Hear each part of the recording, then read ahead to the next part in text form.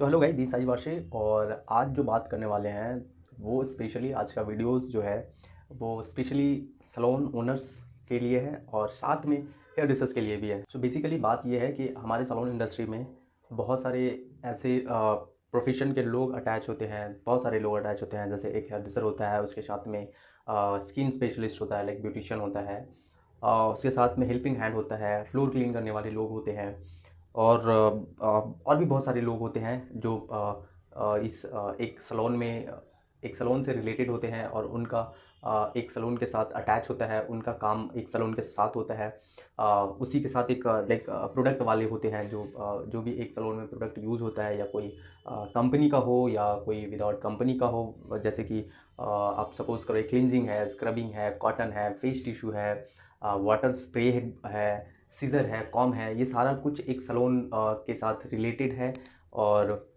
उसी के साथ कुछ कंपनीज़ होता है, जो कंपनीज़ भी सैलून से रिलेटेड ही होता है। अगर कोई सैलून ना हो तो कोई कंपनी अपने आप को कहाँ प्रेजेंट करेगा या कहाँ पे वो अपना प्रोडक्ट को सेल कर पाएगा। सो ये वीडियो बेसिकली हेयर ड्रेसर और एक सैलून ओनर के लिए ज़्यादा इम्पोर्टेंट इसलिए है कि एक सैलून में जो सबसे ज़्यादा इम्पोर्टेंट रखता है वो एक सैलून होता है, जो सैलून को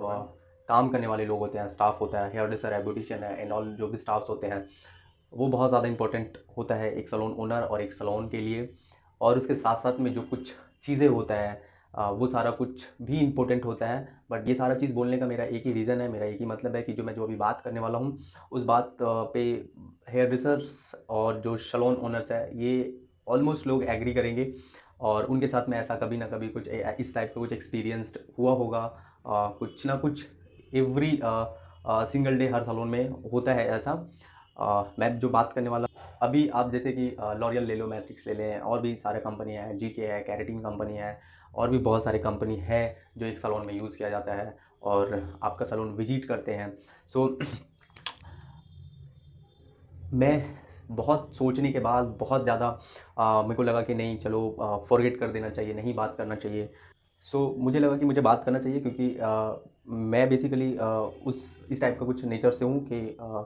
मैं अगर जो फ़ील करता हूँ तो मैं चाहता हूँ कि औरों तक का वो बातों को शेयर करूँ। और कुछ जो भी हो सके, मेरा ओपिनियन बोल सकते हैं आप, कि मैं उस चीज़ को इस तरीके से रखना चाह रहा हूँ, अच्छे वे में रखना चाह रहा हूँ। सो बात दरअसल ऐसा है कि हमारे यहाँ पे कुछ टाइम पहले ये वीडियो जब मैं कर रहा हूँ, इससे जस्ट 2 दिन पहले एक कंपनी वाले विजिट किए, जो कंपनी मैं यूज़ करता हूँ और काफ़ी टाइम से यूज़ कर रहा हूँ। और उस प्रोडक्ट पे मैं ऑलरेडी वीडियोज़ भी बना चुका हूँ, क्लाइंट के साथ भी बना चुका हूँ विथ टेक्निकल वर्क, और वैसे भी मैं वीडियो बना चुका हूँ उस प्रोडक्ट पे अच्छे फीडबैक के साथ। और उनका जो सेल्स पर्सन है उनके साथ भी मेरा काफ़ी टाइम से जान पहचान है, क्योंकि वो काफ़ी पहले अलग कंपनी में थे, फिर अलग कंपनी में, फिर राइट नाउ जो जिस प्रोडक्ट का जिस कंपनी का बात कर रहा हूँ उस कंपनी में है। मैं कंपनी का नाम नहीं लूँगा और मैं ये भी नहीं कहूँगा कि वो बंदा कौन है। बट ये इंसिडेंट मैं इसलिए शेयर कर रहा हूँ क्योंकि मैं जो फ़ील किया, मुझे लगता है, और मैं जो लोगों के साथ जैसे और भी सैलून ओनर्स या हेयर ड्रेसर के साथ जब बात करते हैं, या जब मैं पहले वर्किंग था तब भी मेरे को ये फ़ील होता था, और देखा है, मैंने प्रैक्टिकली देखा है कि ऐसा होता है। सो और मेरे साथ भी अभी भी होता है कुछ मैं सारी कंपनीज़ की बात नहीं कर रहा हूँ, मैं कुछ लोग और कंपनीज़ में नहीं होते हैं, क्योंकि कंपनी जो होता है वो आके आपके साथ बात नहीं करता है। सेल्स पर्सन होता है या लोग आते हैं कंपनी की तरफ से, वो आपके साथ बात करते हैं। सो उसी तरीके से मैं काफ़ी टाइम से मैं वो प्रोडक्ट यूज़ कर रहा था और ठीक ठाक था, सब कुछ ठीक था। और सडनली जो सबसे पहले तो मैं एक चीज़ बता देना चाहता हूँ कि मैं एज अ हेयर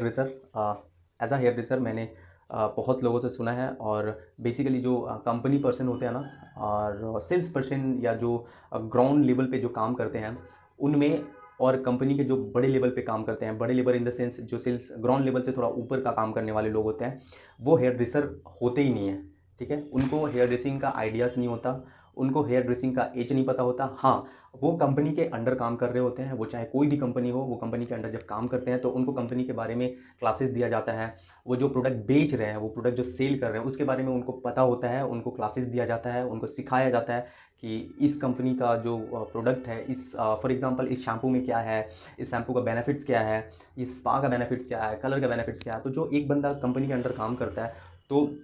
उसको ये चीज़ पता होता है कि मेरे कंपनी में जो प्रोडक्ट है इसका बेनिफिट्स क्या है और इस प्रोडक्ट में क्या क्या इंग्रेडिएंट्स है। सो जो ऊपर के लेवल का होते हैं उन लोगों का, बेसिकली उन लोगों का जो थोड़े से कंपनी में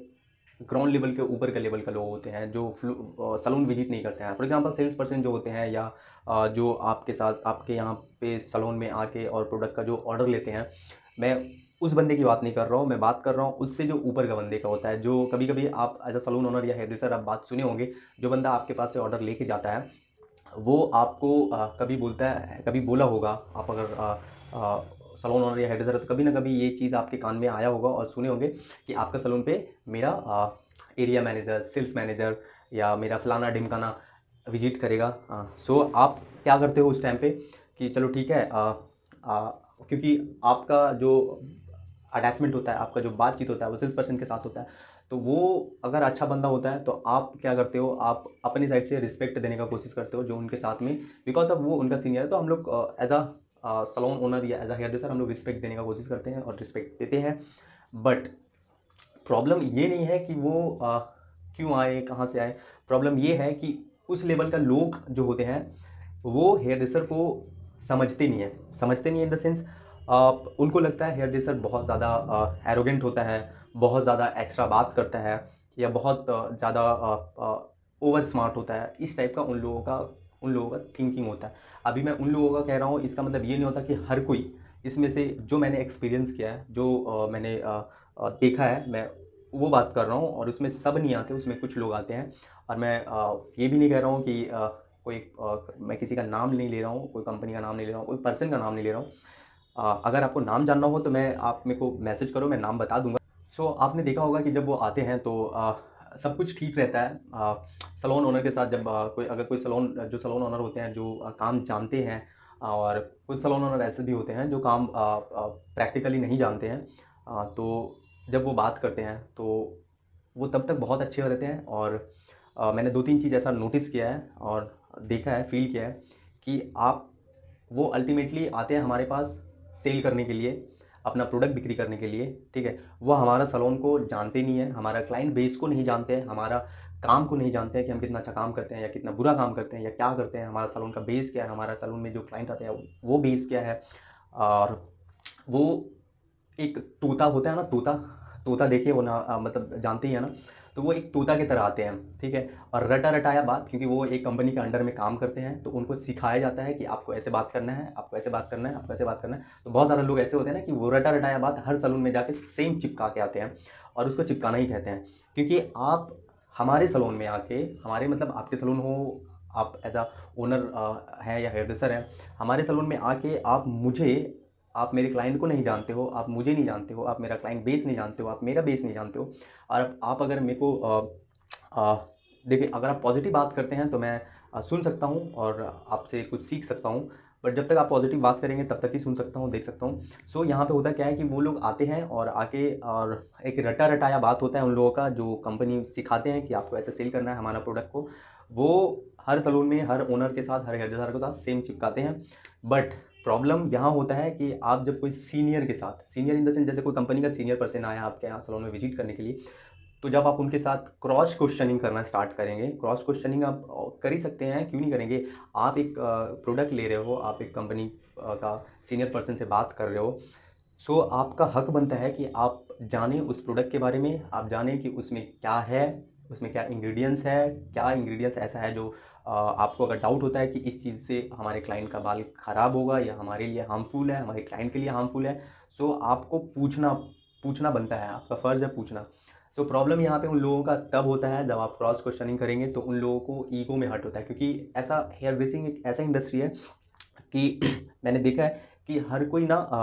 80% 90% लोग सिर्फ सुनते हैं, सिर्फ सुनते हैं और क्या वो गलत बोल रहा है क्या सही बोल रहा है ये जज भी करते हैं जब वो चले जाते हैं। तो नहीं, आप ऐसा नहीं करो। आपको जहाँ पे लग रहा है कि वो बंदा आपको गलत कर रहा है, आप फ्री में तो आप उसका प्रोडक्ट यूज़ नहीं कर रहे हो, आप पैसे दे के ले रहे हो उनका प्रोडक्ट और यूज़ कर रहे हो,